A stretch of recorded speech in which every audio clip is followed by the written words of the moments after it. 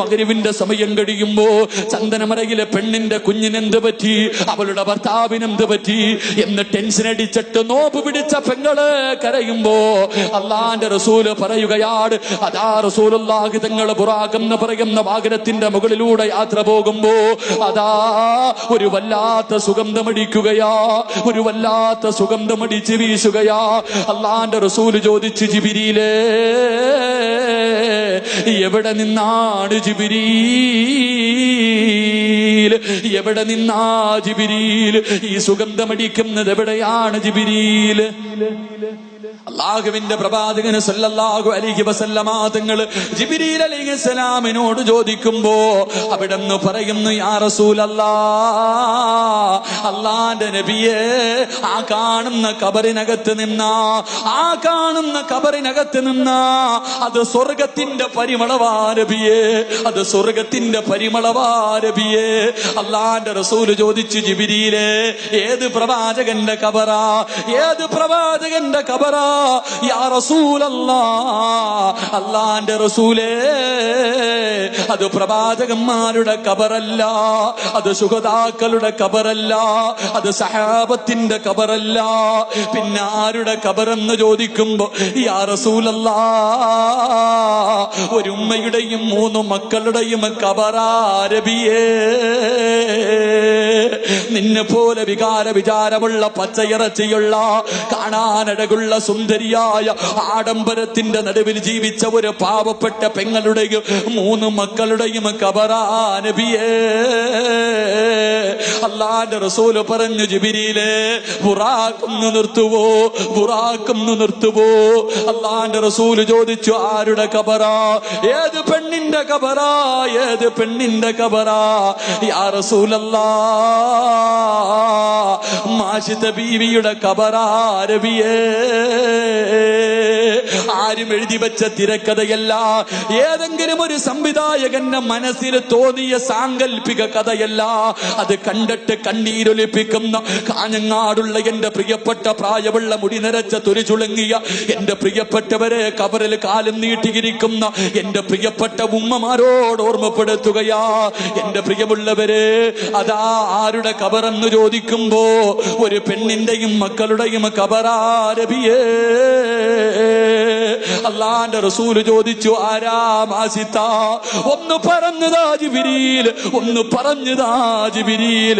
യാ റസൂലല്ലാഹ് ഇസ്ലാമിന്റെ ഏറ്റവും വലിയ ശത്രുവായ ഫിർഔന്റെ കൊട്ടാരത്തിന്റെ അകത്ത് കടിഞ്ഞവളാട്, സുഖാഡംബരങ്ങൾക്ക് നടുവിൽ കടിഞ്ഞവളാട് ഇസ്ലാമിലേക്ക് കടന്നു വരികയാ, പടച്ചവന്റെ ദീനിലേക്ക് കടന്നു വരികയാ. അതാ മഹാനായ മൂസാ നബിയെ കൊണ്ട് വിശ്വസിക്കുകയാണ്. മൂസാ നബി ഒരു ദിവസം മാഷിത ബീവിയോട് പറയുന്നു, മാസിത എന്ത് നല്ല കാര്യം ചെയ്യാൻ തുടങ്ങുമ്പോഴും ബിസ്മി പറഞ്ഞുകൊണ്ട് തുടങ്ങണേ മാസിത. മാസിത ബീബി റളിയല്ലാഹു തആല രാജകൊട്ടാരത്തിന്റെ മണിയറക്കകത്ത് മുടി ചീകുന്നതിന് വേണ്ടി ഒരു പുതിയ ചീഫ് എടുക്കുകയാ, ഒരു പുതിയ ചീഫ് എടുക്കുകയാ. പെണ്ണെ ആ സമയത്ത് പറഞ്ഞു, ബിസ്മില്ലാഹിർ റഹ്മാനിർ റഹീം. മാഷിത ബീബി ബിസ്മില്ല പറയുകയാ. അല്ലാഹുവേ ശത്രുക്കൾ പിടിക്കുകയാണ്, ഫിറഔൻ പിടിക്കുകയാ. കൊട്ടാരത്തിലെ പെണ്ണ് മുസ്ലിമാ എന്ന് വെളിയിലെറിഞ്ഞ നാണക്കേടാണല്ലോ. എന്തു പറഞ്ഞിട്ടും മാറ്റമില്ല, എന്തുപദേശിച്ചിട്ടും മാറ്റമില്ല. അവസാനം നാട്ടുകാരറിഞ്ഞു തുടങ്ങി, വല്ലാത്ത നാണക്കേടായി. ആ സമയത്ത് കൊട്ടാരത്തിൽ എല്ലാവരും കൂടെ യോഗം ചേർന്നു. എന്നിട്ടൊരു തീരുമാനമെടുത്തു, എങ്ങനെയെങ്കിലും മാഷിത്താനെ തിരിച്ചു കൊണ്ടുവരണം, എങ്ങനെയെങ്കിലും മാസിത്താര തിരിച്ചു കൊണ്ടുവരണം. എന്റെ പ്രിയമുള്ളവരെ, എന്തേ ചെയ്തതെന്നറിയുമോ, എന്തേ ചെയ്തതെന്നറിയുമോ? പെണ്ണെ ഒരു ചട്ടിക്കകത്ത് എണ്ണ തിളപ്പിക്കുകയാ. എന്റെ പ്രിയമുള്ള സഹോദരങ്ങളെ, മാഷിത ബീബി റളിയല്ലാഹു തആല എന്തു പറഞ്ഞിട്ടും മാറുന്നില്ലെന്ന് കണ്ടപ്പോ ഒരു വലിയ ചട്ടിക്കകത്ത് എണ്ണ തിളപ്പിക്കുകയാണ്, ഒരു വലിയ ചട്ടിക്കകത്ത് എണ്ണ തിളപ്പിക്കുകയാ. എന്നിട്ട് മാഷിത ബീബി റളിയല്ലാഹു തആല കൊണ്ടുവരികയാണ്. എന്നിട്ട് ചോദിച്ചു, മാഷിത ഈ തിളച്ചുമറിയുന്ന എണ്ണ കണ്ടോ, പിന്മാറുമോ മാഷിത, പിന്മാറുമോ മാഷിത? മാഷിത ബീബി പറയുന്നു, എന്റെ തീരുമാനം തീരുമാനത്തിൽ മാറ്റമില്ല. അവിടെന്ന് പറയുന്നു മാസിതാ, ഈ എണ്ണ നിനക്കുള്ളതല്ല, ഈ എണ്ണ നിനക്കുള്ളതല്ല. മാജിദ ബീബി റളിയല്ലാഹു തആല അൻഹയുടെ മൂത്ത മകളുണ്ടല്ലോ, ചരിത്രം പറയുന്നു 7 വയസ്സാട് മാജിദ ബീബിയുടെ മൂത്ത മകളെ ശത്രുക്കൾ പിടിച്ചു വലിക്കുകയാണ്, എണ്ണയുടെ മുകളിൽ നിർത്തുകയാണ്. എന്നിട്ട് ചോദിക്കുന്നു, മാസിതാ മടങ്ങി വരുവോ, മാസിതാ മടങ്ങി വരുവോ? എന്റെ പ്രിയപ്പെട്ട പെണ്ണേ, ഇറങ്ങിയ ഫർദ ധരിച്ചുകൊണ്ട് റമദാനിന്റെ രാപ്പകലുകൾ കാഞ്ഞങ്ങാട് ടൗണിലൂടെ അലഞ്ഞു തിരിഞ്ഞു നടന്ന് ഈ സമുദായത്തെ നാണം കെടുത്തുന്ന മുസ്ലിം പെണ്ണ് പൃഥ്വിരാജ് വന്ന് നിന്നപ്പോ ഫർദ ധരിച്ചുകൊണ്ട് ഫോട്ടോ എടുക്കാൻ മടിയില്ലാതെ പ്രായം മറന്നിട്ട് നിന്നുപോയി എന്റെ പ്രിയപ്പെട്ട ഉമ്മ. മാജിദ ബീബി എന്ന ചെറുപ്പക്കാരിയായ പെണ്ണ് തന്റെ പൊന്നുമകളോട് പറയുന്നു, മോളെ കരയല്ലേ, എന്റെ പൊന്നുമോള് കരയല്ലേ, നമുക്ക് നാളെ സ്വർഗത്തിൽ വെച്ച് കാണാ. 7 വയസ്സുകാരിയെ കെട്ടിപ്പിടിച്ച് ഉമ്മ കൊടുത്തിട്ട് ഉമ്മ തന്റെ മകളോട് പറയുന്നു, നാളെ സ്വർഗത്തിൽ വെച്ച് കാണാ. തന്റെ കണ്ണിന്റെ മുന്നിലിട്ട് പൊന്നുമോളെ കരിക്കുകയാണ്. തന്റെ പൊന്നുമോള് മരണവിപ്രാളത്തിൽ കണ്ണിന്റെ മുന്നിൽ കിടന്ന് അലവറയിട്ട് കരഞ്ഞ് കരിയുകയാണ്. ഈ എല്ലുകൾ വാരി വെളിയിലിട്ടു. രണ്ടാമത്തെ പൊന്നുമോളെ പിടിക്കുകയാ. ചോദിച്ചു മാറ്റമുണ്ടോ, ചോദിച്ചു മാറ്റമുണ്ടോ? മാജിദ ബീവിയുടെ തീരുമാനത്തിൽ മാറ്റമില്ല. രണ്ടാമത്തെ കുഞ്ഞിനെയും എണ്ണയ്ക്കകത്തിട്ട് കരിക്കുകയാണ്. മൂന്നാമതുണ്ടല്ലോ പാല് കുടിക്കുന്ന ചോരക്കുഞ്ഞ്. എന്റെ പ്രിയമുള്ള സഹോദരങ്ങളെ,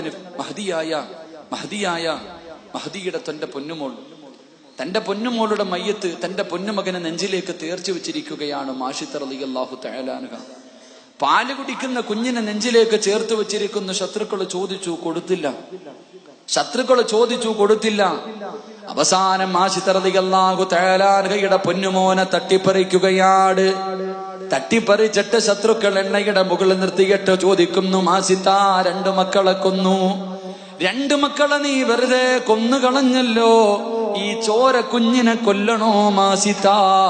കണ്ടു കൊതി തീർന്നിട്ടില്ലല്ലോ, പാല് കൊടുത്ത് കൊതി തീർന്നിട്ടില്ലല്ലോ, സ്നേഹിച്ച് കൊതി തീർന്നിട്ടില്ലല്ലോ. മാഷിദ ബീബി റളിയല്ലാഹു തആല അൻഹയുടെ കണ്ണ് നിറയുകയാണ്. ഏതുമ്മയ്ക്കാ സഹിക്കാൻ കഴിയുന്നത്? പാല് കുടിക്കുന്ന കുഞ്ഞിനെ കൊന്നുകളയാൻ ഏതുമ്മയ്ക്കാ കഴിയുന്നത്? മാഷിദ ബീബി റളിയല്ലാഹു തആല അൻഹയുടെ കണ്ണ് നിറയുകയാണ്. ശത്രുക്കൾ ചുറ്റുഭാഗത്ത് നിന്ന് ചിരിക്കാൻ തുടങ്ങി. ശത്രുക്കൾ ചുറ്റുഭാഗത്ത് നിന്ന് ചിരിക്കാൻ തുടങ്ങി. അല്ലാഹുവേ, മാഷിദ ബീബി മടങ്ങി വരുമെന്ന് തന്റെ ഉമ്മ നിന്ന് കരയുന്നത് കണ്ടപ്പോ പാല് കുടിക്കുന്ന ചോരക്കുഞ്ഞുണ്ടല്ലോ, ശത്രുക്കളെ മുഴുവനും അത്ഭുതപ്പെടുത്തിക്കൊണ്ട് ഇസ്ലാമിക ചരിത്രത്തിൽ 4 മക്കളെ പാല് കുടിക്കുമ്പോ സംസാരിച്ചിട്ടുള്ളൂ. മാഷിദ ബീബി റളിയല്ലാഹു തആല അൻഹയുടെ പൊന്നുമോന് കരയുന്ന ഉമ്മയോടുമ്മ കരയല്ലേ ഉമ്മ, കരയല്ലേ ഉമ്മ, ഇവരുടെ മുന്നിൽ എന്റെ ഉമ്മ തോറ്റുകൊടുക്കല്ലേ, എന്റെ ഉമ്മ കരയല്ലേ, എന്റെ ഉമ്മ കരയല്ലേ, ചിരിക്കുന്ന മുഖത്തോടെ എന്നെ യാത്രയാക്കുമ്മ, നമുക്ക് നാളെ സ്വർഗത്തിൽ വെച്ച് കാണാമെന്ന് പാല് കുടിക്കുന്ന ചോരക്കുഞ്ഞ് കരഞ്ഞുകൊണ്ട് പറയുമ്പോൾ, എന്റെ പ്രിയമുള്ളവരെ, പാതിരാത്രി പരിയിൽ സദസ്സിലേക്ക് നോമ്പ് കടിച്ചുകൊണ്ട് കടന്നു വന്നവരോട് ആ പാല് കുടിക്കുന്ന കുഞ്ഞു പറഞ്ഞ ഒരേ ഒരു വാക്ക് ഓർമ്മപ്പെടുത്തുകയാ. ആ പാല് കുടിക്കുന്ന ചോരക്കുഞ്ഞ് തന്റെ ഉമ്മയ്ക്ക് പറഞ്ഞു കൊടുത്ത ഒരേ ഒരു ഉപദേശം പറഞ്ഞ് വഴുതു നിർത്തുകയാ. ആ പൊന്നുമോൻ ഉമ്മയോട് പറഞ്ഞ വാക്കെന്തെന്നറിയുവോ? ഉമ്മാ, ദുനിയാവിലെ തീ സഹിക്കാ നമ്മളെ കൊണ്ട് കഴിയുമുമ്മാ,